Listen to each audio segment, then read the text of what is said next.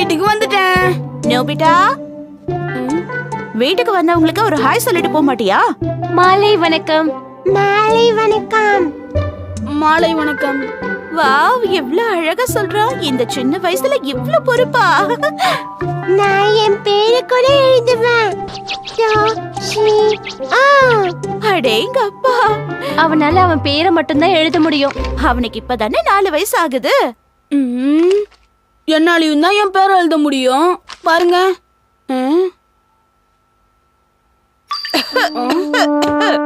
இங்க 5 ஸ்வீட்ஸ் இருக்கு. நான் ஒன்னு சாப்பிட்டா அப்புறம் 4 இருக்கும். ஆஹா, அசத்துறானே. எவ்வளவு புத்திசாலி குழந்தையா இருக்கான். என்னால இதுக்கு மேலயும் பண்ண முடியுமா? என்னையும் பாராட்ட மாட்டேங்கிறீங்க. சரி டோஷியோ சொல்லு. 20 minus 10னா எவ்வளோ? எனக்கு ஆன்சர் தெரியும். 10. உன்னால மல்டிப்ளிகேஷன் பண்ண முடியுமா? 2 into 2 is equal to 4. கொஞ்ச நேரத்துக்கு இந்த பக்கமே வராத, புரிஞ்சுதா? இது நியாயமே இல்ல. என்னால மேக்ஸ் நல்லா பண்ண முடியுது, நம்மளுடைய பாஷையும் எழுத முடியுது. ஆனா அம்மா என்ன பாராட்ட மாட்டாங்க. ஏன்னா இப்ப நீ 5th ஸ்டாண்டர்ட் படிக்கிற நோபிட்டா, உன் வயசுக்கு இதெல்லாம் பண்ணிதான் ஆகணும்.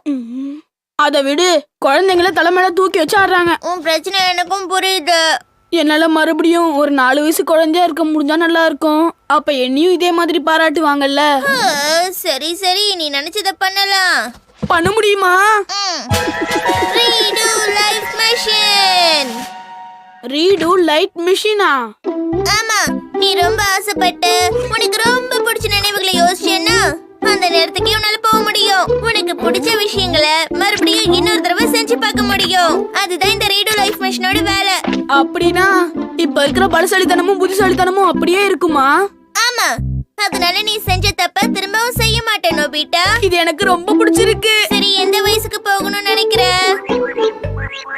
4 வயசுக்கு போகணும்னு ஆசைப்படுறேன். இததான் சொல்லுவேன்னு எனக்கு அப்பவே தெரியும். 4 வயசுக்கு போ.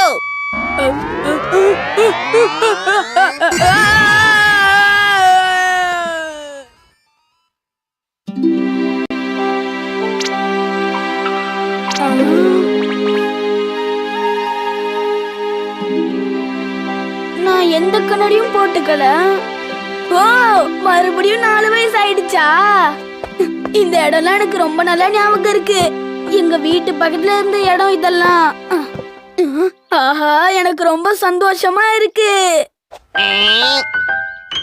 நோபிட்டா, நீ அங்க என்ன பண்ணிக்கிட்டு இருக்க?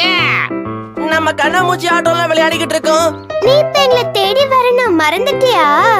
தியான், சுனியோ, ஷிசுகா, நீங்க தானா? குட்டியா ரொம்ப அழகா இருக்கீங்க. எனக்கு சிரிப்பு தான் வருது.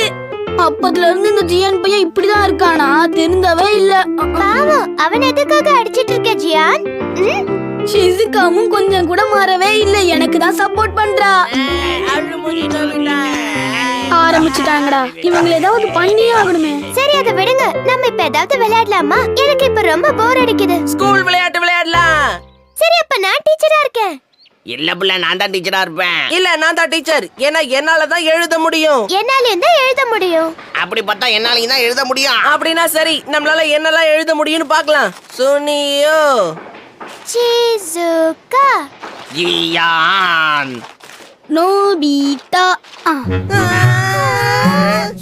நோபிட்டா, உன்னால இவ்ளோ அழகா எழுத முடியுமா? முடியும். இவன் நம்மள ஏமாத்துறான். ஆனா அவன் கரெக்டா தான் எழுதியிருக்கான். ஆமா, உண்மையாதான் போய் எழுதி. சொல்லாத. எங்களுக்கு டவுட்டா இருக்குல்ல. சரி, அங்க வராரே அந்த அங்கிள், அவரை கேட்கலாமா? அங்கிள், ஒரு நிமிஷம். இத நீ அப்ப எழுதுன? இத என்னால நம்பவே முடியல. நான் தான் எழுதினேன் அங்கிள். இவன் கரெக்டா தானே எழுதியிருக்கான் அங்கிள். ஆமா, அதுவும் எவ்வளவு அழகா எழுதிருக்கான். நோபிட்டா, எப்படி உன்னோட பேரை நீ அழகா எழுதுன? அவன் நம்ம கிட்ட சீன் போடுறான்ல. உன்னை சும்மா விட மாட்டோம்.